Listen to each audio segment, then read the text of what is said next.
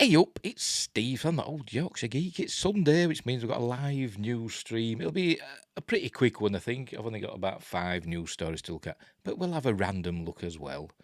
So before we get into all that, let's just hit an intro, shall we? And then we'll look at the news.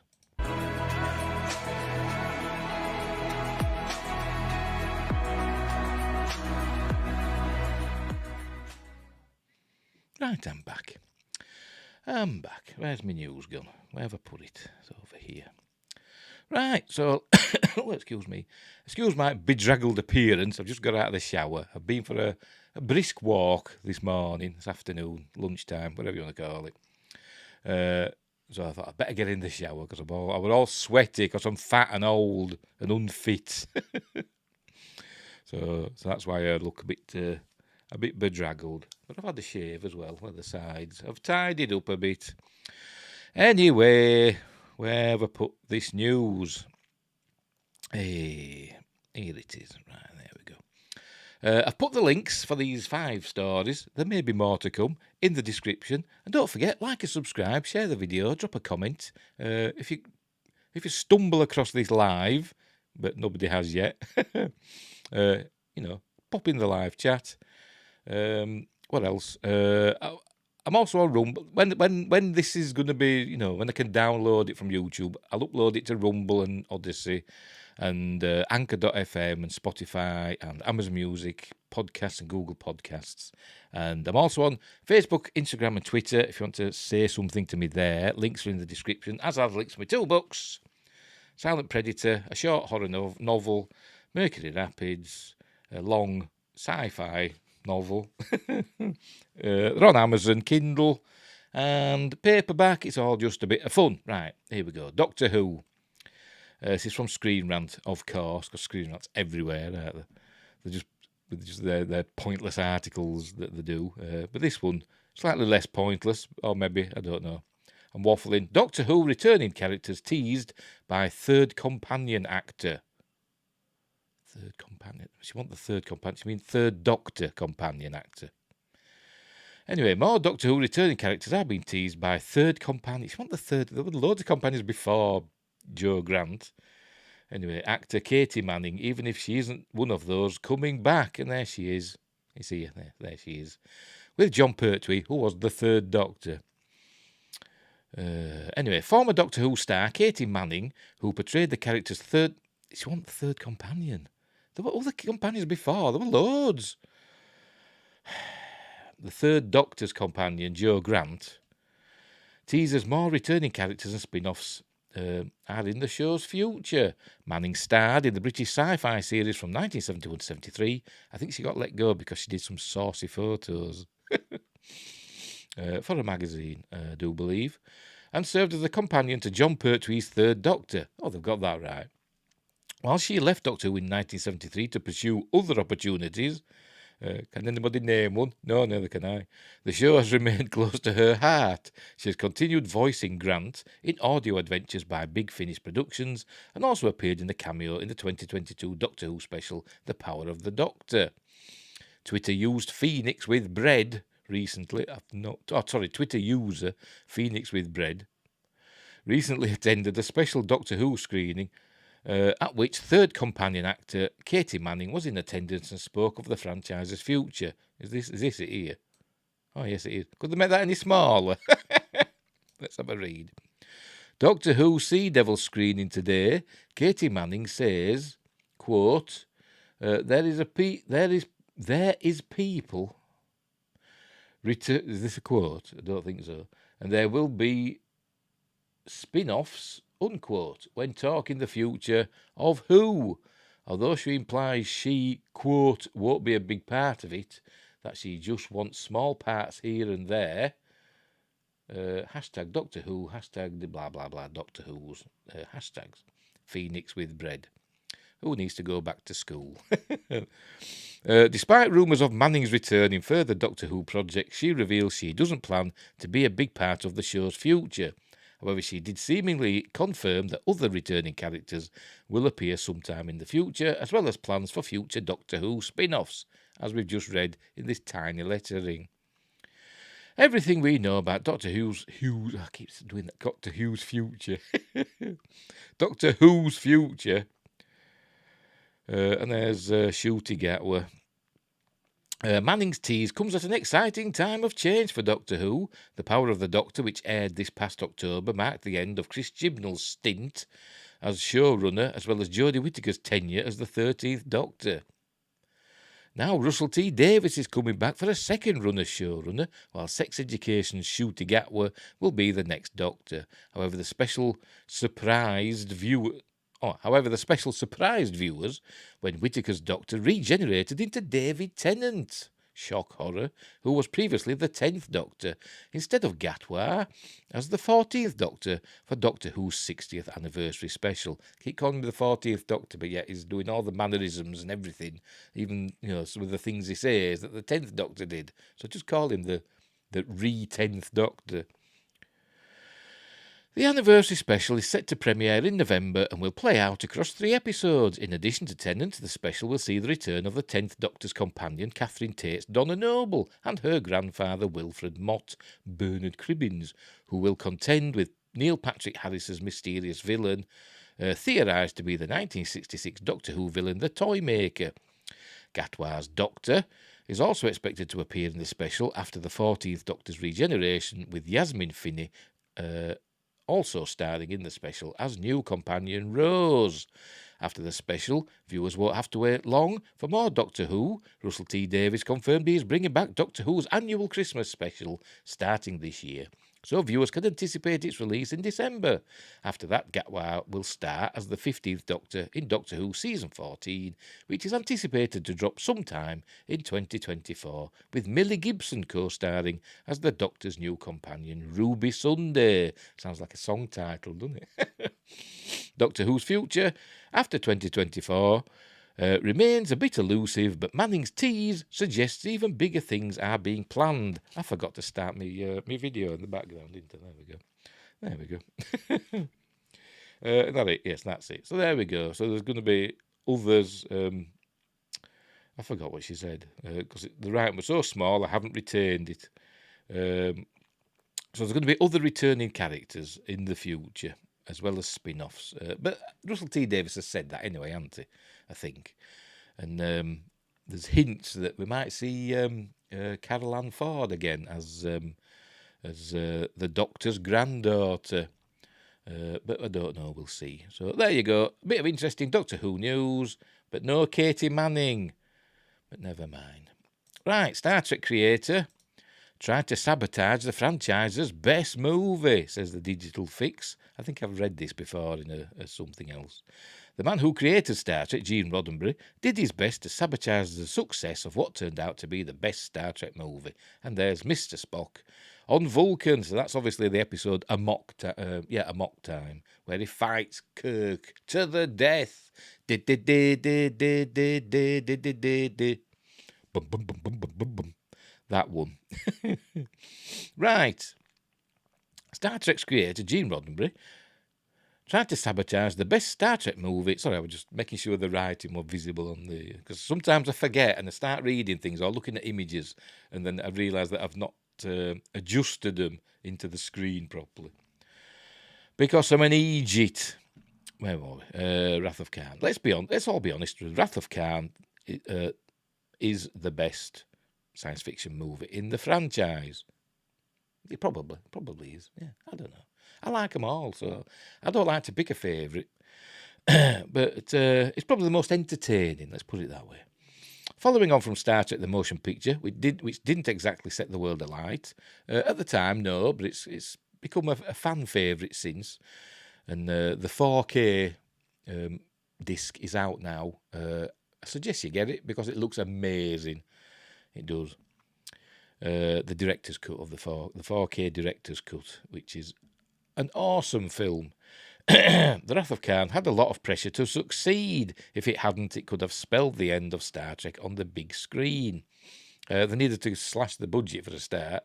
I think the motion picture cost something like $46 million at the time, which at the time made it the most expensive movie ever made. It was in the Guinness Book of Records. I remember seeing it when I was a kid. as the most expensive film I've ever made, beating out, I think it was Cleopatra, or the previous one. So that was like $46 million, which I think what about 21 million pounds, something like that, something round about that. And the budget for Star Trek 2 were about, it was probably half that. Anyway, thankfully, with its blend of action and heart, The Wrath of Khan was a resounding success. It's often ranked among the very best movies of all time. I don't know. The best Star Trek movies, I don't think I've ever seen it in any best movie lists. I mean, it's probably in the list somewhere, but not very high up. And it's packed full of iconic moments. Ahem, Khan! So it will come as a surprise then to learn that Gene Roddenberry tried to sabotage the movie. On the Paramount-backed Trexperts podcast via Cinema Blend, Mark A. Altman spoke about the situation. Because he was sidelined because of the overruns and the overspend and everything of the motion picture. It was kind of sidelined, and Harve Bennett came in and took over, and Harve Bennett was a TV producer, so he knew how to do things on a budget. I mean, Gene Roddenberry was a TV producer, but anyway, never mind. It could be argued that Star Trek the Motion Picture's huge budget was because it spun out of Star Trek Phase 2, the TV series, so lots of development had been done for that, which were essentially wasted, and it was probably folded into the Star Trek the Motion Picture budget. But anyway, Mark A. Altman spoke about the situation. Quote, Gene Roddenberry sort of leaked the fact that Spock was going to die. They were afraid then, well, if we lose Spock, the Star Trek audience, then we have a problem. A lot of people were saying, if Spock dies, you die. If Spock isn't there, I'm not coming. If Spock dies, you die. I don't think... There'll have been one or two idiots maybe that said that, but that wasn't a general consensus. It's like you see signs at wrestling saying, if so-and-so wins, we riot. Usually John Cena. Anyway, but they're not going to, are they? Anyway, Spock isn't there, I'm not coming. People forget this was a very big deal. It was very vitriolic. Obviously, after the movie came out, people were very happy with the way things worked out, because it was a great cliffhanger. Because we saw Spock die, but we'd also seen the remember bit. But then we also saw that Spock's... photon tube soft landed on the Genesis planet. So that was cool. Anyway, some claimed it was Susan Sackett who leaked it. It was Roddenberry who leaked it. This is because there was a code on each of the scripts that could be traced back to whoever it was. The script that was leaked had the Roddenberry code. Susan was Gene's secretary, but it was unquestionably Gene Roddenberry who did it. It's just a fact. All right. That's what he says. But why would Roddenberry try to cause chaos in his own franchise? It's quite straightforward, really. Roddenberry was well known as an often difficult presence, and he liked things to be done his way on Star Trek and conform to his visions. So when his initial idea for a sequel to the motion picture was thrown out, it involved Klingons going back in time to try and stop the assassination of JFK. Roddenberry soured on the whole project. Thankfully, despite Roddenberry's efforts to spoil Spock's death and put the audience off coming to see the action movie, they came in droves, and The Wrath of Khan paved the way for the future of the whole franchise. Blah, blah, blah. I mean, it could be argued that he wanted to make sure that Star Trek 2 didn't succeed in the hopes that Paramount producers would, come crawling back to him for Star Trek 3. But that didn't work because Star Trek 2 were amazing. But so was Star Trek 1, Star Trek the Motion Picture, that was amazing, but in a different way. Star Trek the Motion Picture is probably the most Star Trek of the Star Trek movies. But Star Trek, in quotes, Star Trek, the Star Trek style is for the TV shows, isn't it? The movies are a different kettle of fish altogether because they have a slightly different audience, don't they? I mean, you have the Star Trek fans who will go and see it, that follow it on screen, on TV. But then you have, general people who just go in and watch anything, go to the movies to watch a film, and you've got to make it exciting. You can't have it too cerebral. You've got to have some space battles and stuff and all that stuff. And a bit of action-adventure, which Star Trek is also good at. But I'm waffling now, so there we go. But yeah, Gene Roddenberry was known to be kind of petty, I mean, he was a soft-spoken, kind-hearted kind of fella, But, he was no angel, apparently. But anyway, there we go. But don't sour his legacy and his name. He created a legendary franchise. Right, this is a list. But no, we won't do this. We'll do this one next. We'll go back to that list. I'll move it. We'll stick with Star Trek. William Shatner doesn't think he could take a Kirk series like Star Trek Picard. And there he is. That could be Star Trek 6. That probably is Star Trek 6, that. Yeah. Right, Star Trek Picard. By the way, can you see all that? Yes, you can. Star Trek Picard catches up with the titular captain of the Enterprise D, as in Admiral Picard, because he's not a captain in Star Trek Picard, several decades after the events of Star Trek The Next Generation. Now in its third season, Picard stars an 82-year-old Patrick Stewart and a decidedly retired Admiral, currently reconnecting with his fellow next-gen castmates. The previous 2 seasons of Picard were violent and action-packed and, pretty rubbish, to be honest. Surrounding the main character with a group of young fighters and weapons handlers who are capable of doling out mayhem. They weren't good. It would, I mean, I've said I did quite enjoy season 1, but it did have issues. But I went along for the ride, but I hated the final episode and what they did to Picard. Picard himself doesn't get involved in the action because, well, he's over 100 years old. I don't know. Is he? He might be by season 3. I don't know if he was by the 2 earlier ones. It's supposed to be in his 90s, though, at least, I think. I could be wrong. It has been previously announced that the 3rd season of Picard will be its last, possibly because Stewart, being 82, would like to step away from the part. Given the glut of new Star Trek on Paramount, can you see that? Yep.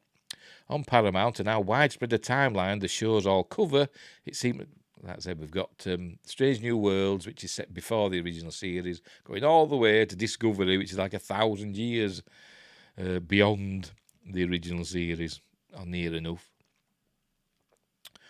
Anyway, and how widespread the time the shows all cover, it seems possible for any and every character to be brought back into the franchise at any minute. The newest series, Star Trek Strange New Worlds, takes place immediately prior to the original series, well, a few years before, while the latest seasons of Star Trek Discovery take place nearly a millennium beyond. In between, Trekkies have already seen the return of Captain Janeway, Kate Mulgrew, Spock, Ethan Peck, Quark, Armin Shimmerman, Major Kira, Nana Visitor, and any number of others. Janeway, and I think Quark and Kira were probably in Prodigy. No, I think Quark and Major Kira were in Lower Decks. Janeway's in Prodigy. Obviously, Spock's in Strange New Worlds. Indeed, Strange New Worlds saw the return of Captain Kirk, now played by Paul Wesley, a very scrawny Captain Kirk. There's no William Shatner. This might whet the appetite to see the return of one William Shatner, but not Will Wheaton. In the role he made famous back in 1966. Those holding out hope, though, may be dismayed to learn that Shatner, 91, has no intention of returning. In a 2020 interview with Rolling Stone, Shatner, while admiring Stewart's tenacity, stated that he was simply too tired to handle an average TV shooting schedule. For 91, William Shatner is remarkably spry. He recently travelled into space on Jeff Bezos' personal rocket. Personal rocket. It kind of is, isn't it? Acted in an animated film called Fireheart, which I've never heard of, and performed on The Masked Singer, which I have but never seen, because it's an American thing, I think. He regularly appears on TV commercials and still rides horses on his ranch in Versailles, Kentucky. I think he does competitions as well, doesn't he? On horses, horse riding contests.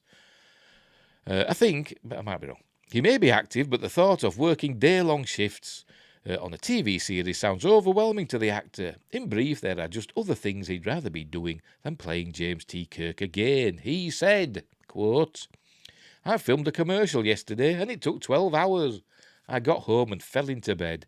I got up this morning to do these interviews and I'm exhausted. I don't know what Patrick Stewart is going to do to film the way a series takes it out of you. A series is 14 hours a day, and then on the weekend you're doing publicity.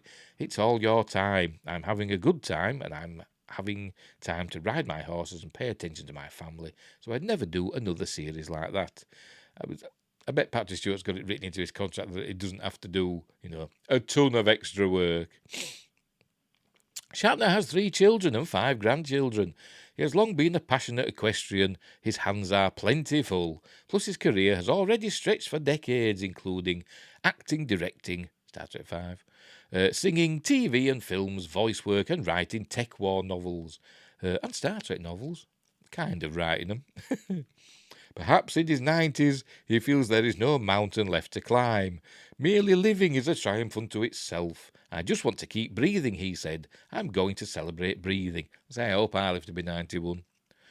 Even the most passionate Trekkie can appreciate that Shatner doesn't want to keep coming back. Instead, we too should celebrate the man's continued breathing. If the urge should strike, he'd be welcome back. If not, enjoy the morning's ride, Mr. Shatner. I mean, the fans wanted him to be Enterprise NX-01's chef, didn't they? Because we never saw the chef on the Enterprise. They kept mentioning him and talking about him, but we never saw him. People were saying it's going to end up being William Shatner, isn't it? But it wasn't. It ended up being Jonathan Frakes on the holodeck. But anyway, so there we go. It'd be nice to see him again in a cameo. But I agree, probably. I don't think he should do a Kirk series. They shouldn't do a Kirk series. I think they'll do another Star Trek, the original series, if you know what I mean. Remake it in a contracted form. Well, I did used to think that, but I'm not sure now because they seem to be slashing budgets at Paramount now, don't they? CBS, whatever, Paramount Plus. I don't know. Right, let's do this list, shall we? Or shall we save the list till last? Yeah, we'll save the list till last. Next story. I'm going to end it with this on a, on a jolly note. UK government employs science fiction writers to predict what World War III will look like. 2 sci-fi authors have teamed up with the UK's Ministry of Defence to imagine the dangers posed by emerging technology. There we go, and there's a picture of a drone. Is this writing going to be visible? Just move that over. There we go. Science fiction writers have often preempted many modern scientific and technological developments, from credit cards and mobile phones to military tanks and even antidepressants. But now 2 sci-fi writers have teamed up with the UK Ministry of Defence, MOD, to help imagine what the wars of tomorrow will look like. Of course, Arthur C. Clarke, they always say he invented the telecommunications satellite. He didn't. He predicted it. He didn't invent it. Anyway, the authors Peter Warren Singer and August Cole have produced 8 short stories exploring the potential threats emerging technologies may present in the next 20 years. I was just going to say what they're saying next. Like mini episodes of Black Mirror, I was going to say they should just watch Black Mirror. Each story looks at developments in specific areas such as artificial intelligence, AI, data modelling, drone swarms, quantum computing and human enhancement, among others, and applies them to the battlefield. They also explore the implications of a world where radical shifts in green technologies produce new geopolitical conflicts. The logic behind, I went to Yorkshire then, didn't I? The logic behind this unusual pairing is clear. Storytellers, according to the Defence Science and Technological Laboratory, DSTL, sounds cool, doesn't it? The division of the MOD that commissioned the project have a unique ability to imagine the unimaginable. And such scenarios may be of value for defence planning, while technologies like PowerPoint, so common for sharing ideas in defence and security communities, are only 3 decades old. The STL states narrative has been used to convey human conflict throughout the entire arc of human history, dating back to the very first conversations held around a fire in Paleolithic caves. Were they there? Do they know that? Both Singer and Cole have experience with security subjects and modern warfare and are proponents of what they like to refer to as FICINT, fictional intelligence. Or useful fictions, that's a better term. A term that Cole coined in 2015. The approach combines fiction writing with intelligence to imagine future scenarios in ways grounded in reality. Well, that's what a lot of science fiction does anyway, doesn't it? Cole explained in a 2019 blog post, ultimately, the hope of these stories is that they will be entertaining and informative, and through the narrative setting and characters who share research ideas, a reader will be able to learn about the transformative potential some technologies have and how they could shape future conflicts. Well, just read any sci-fi. Chief Scientific Advisor to the MOD, Dame Angela McLean, stated that defence needs to harness the creativity and vision of this sector to further stimulate foresight and innovation to develop agile and resilient solutions for the future. Thought they taught nonsense. These politicians. The stories are told in various formats, including first and third person narratives, as well as through newspaper clippings and obituaries.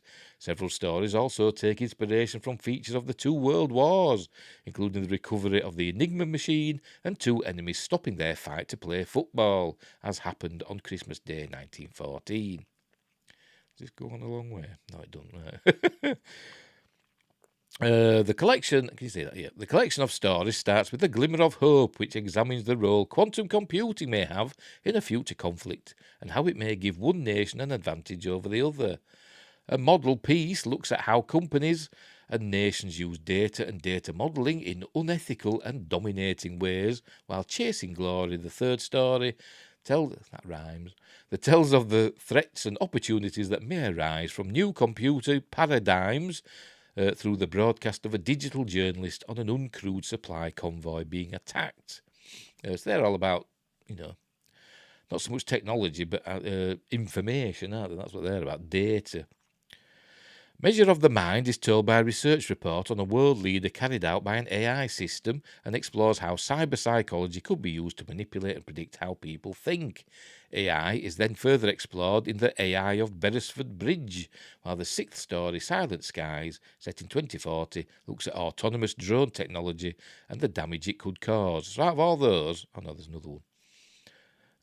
Those stories, it's basically about, IT, innit? Not actual physical war devices, but then apart from drones. The penultimate tale, Green Wars, looks at the impacts a societal shift towards net zero carbon dioxide emissions would have on geopolitics, especially over who controls new green technologies and resources. Finally, the Solstice Cup turns attention to human enhancement and how advanced soldiers, called perfs, play a game of football with Russian enemies while bounding across the pitch at 30 miles per hour. Super soldiers, basically, which I think have been around for a while, to be honest, super soldiers. I think there are super soldiers out there, Captain America was the first super soldier, wasn't he? But I think they do exist in real life. There are soldiers that do have technological or drug enhanced capabilities or genetically enhanced capabilities. It sounds science fiction, but I think it is really happening. Because there was a story going around, it's probably all forgotten about now, but a few years ago there were two women. They were from, I can't remember where they were from. They were two European women. I think they were Eastern European women who ended up in Britain somehow. And one of them got run over on the motorway by a truck as they were being held. I think the car that they were in or whatever got stopped by police for whatever reason. And while they were being questioned, one of them just ran off and got run over by a massive truck. And it were actually all filmed because they're actually filming one of these TV police programs. I think it was called something like Terror on the Motorway or something like that. They made an episode about it. And but I think both of those were probably Eastern European super soldiers because, like I said, she survived this being run over by a truck, and then she came out of hospital, and this fella took her in, and she recovered super quickly from this horrific injuries. Anyway, and then disappeared, tried to kill him and then disappeared. So it's a mystery, is that one? Look it up. Anyway, so there we go. Right. What's that there? I've got a strange tab. Never mind. So yeah, so that's it. I don't think there'll be many wars about green technology, because the people that will be fighting soon probably don't give a monkeys about green technology. To be honest, it's just us in the West that care about green stuff, and we don't really care about it, as politicians do, because it makes them money. Right, last one. It's a list. Devastating deaths in sci-fi classics we still haven't recovered from. And there's a picture of Trinity, Padme, and whatever he's called in Armageddon. Carrie-Anne Moss, Natalie Portman, and Bruce Willis. There's no shortage of death when it comes to science fiction, whether it's an alien invasion, an intergalactic fight against space dictators, or zombies.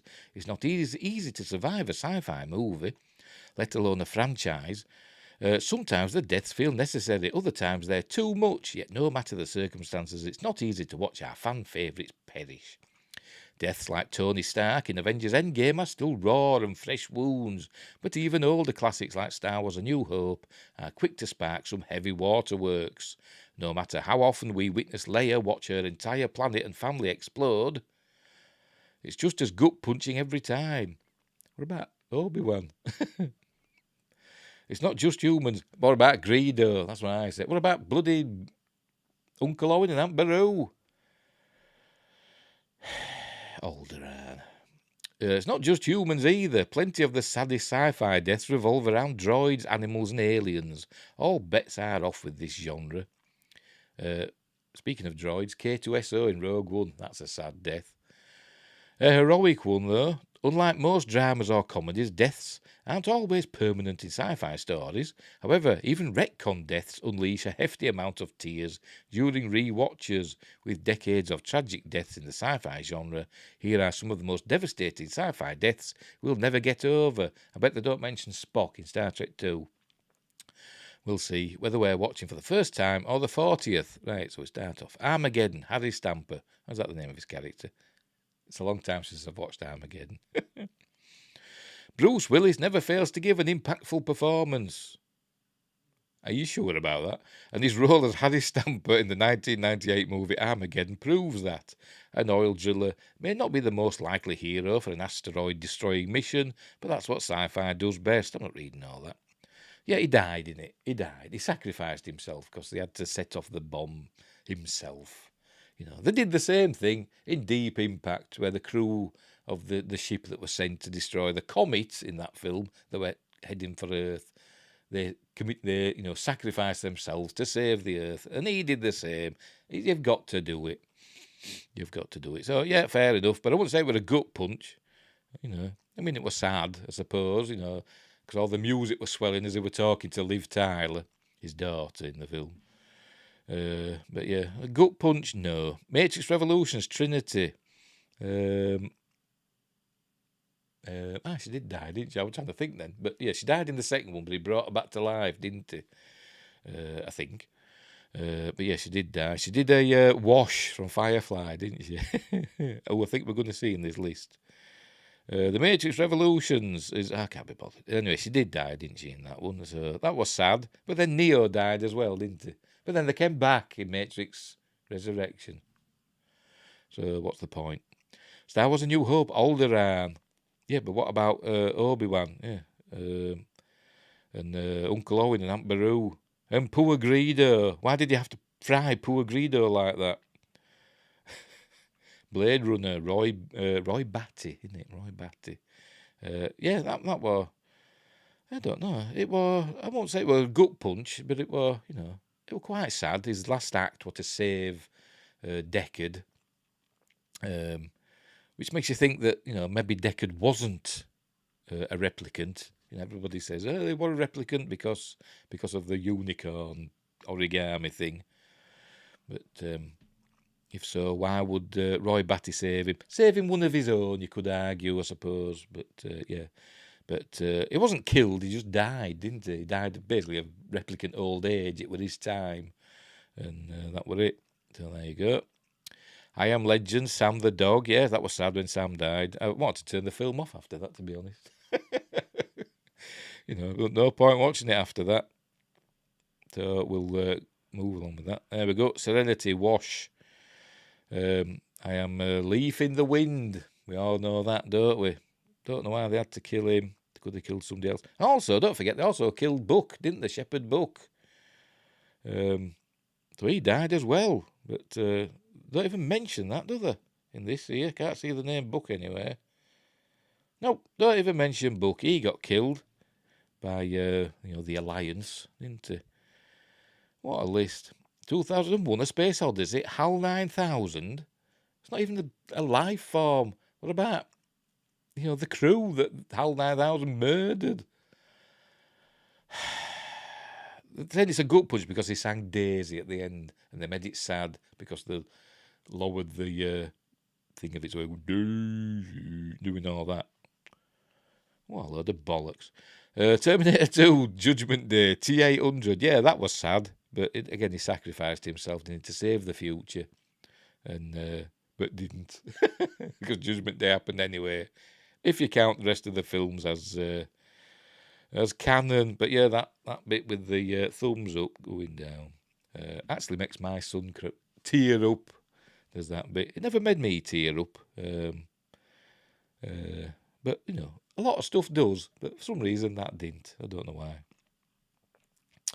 Revenge of the Sith, Padme. Yeah, she died of sadness, didn't she? She's lost the will to live. What is this, the Dark Ages? Dr. Ball. That's not a gut punch. But somehow Leia remembers her. She was just born with Leia. They probably showed Leia. Leia, look at your mother before she dies. She died when I was very young. You're not kidding. George. There we go. Avengers End finally one that I can agree with. Tony Stark, yes. The ultimate sacrifice. Did the click. Destroyed Thanos and his forces, but sacrificed himself in the process. And that were very sad. So I love you 3000 and everything. Oh, God. Yeah, that was sad. And they had a big... Oh, they do mention Spock. Yay. Star Trek 2, The Wrath of Khan, Spock. Yes, that was a gut punch. Even though we've heard Gene Roddenberry tried to spoil it. But he came back in the next film. He came back and everything were hunky-dory and lived for decades more until trying to save Romulus from the what was it, Hobart? I can't remember what they called it now. Supernova that was somehow going to destroy the galaxy. J.J. Abrams is shit at science fiction. He went back in time, didn't he? And then died. Died off screen in Star Trek Beyond. Back to the Future, Doc Brown. Did he die? We don't know. I've not read this, I don't know, but we see him get shot by the Libyans, don't we? But we don't see what happens to it after that, really, do we? Because Marty dives into the DeLorean and then goes back in time, doesn't he? And then, while he's in 1955, writes the letter to Doc Brown, so do not open until 1985, and we find out, spoilers at the end, that Doc did read it and thought, what the hell, and where's a bulletproof vest? So there. So did he die? Let's have a read what they say. In the first film, Marty gives us some Darth Vader vibes when he screams an elongated no after a group of criminals shoots down Doc Brown. There it goes back in time, leaves a warning. Yeah, so we don't know. Did he die? I don't know. If he did die, it wasn't for long. He came back. Oh, that's it. There we go. So there we go. I could have read all that, but I can't be bothered. The link's in the description. As I said, this is going to be a quick one. But there you go. Very interesting. A pointless list. And to be honest, only one I agreed with, Spock. But Spock came back anyway. So there we go. Oh, and the T800 as well. That one. Yeah, fair enough. That makes me son tear up. Right, we'll leave it there. I've had enough. I've had enough. I've had a busy day. And I forgot my Rumble Wednesday, didn't I, on Wednesday? But never mind. Never mind. You know why? Because of the Mandalorian. That's why I forgot. Because of that. I'm an idiot. Right, so thanks for watching, wherever you are. Look after each other, and until next time, I'll see thee. Oh dear. Where's my outro thing? I should have all this ready, shouldn't I? There we go. Right, I'm going now. Bye. It's over there, look. It's over there, the camera. I've got umpteen cameras. Look. I've got one there that's not even plugged into the computer. I've got one there that I never use. I don't know why. Because it's a snazzy Canon, DSLR. And then I've got my cheapo, this one? My cheapo Logitech one. And I keep looking at the wrong one. I don't know why. Because I'm stupid. Anyway, I'm going now. So I'll see you next time. Bye.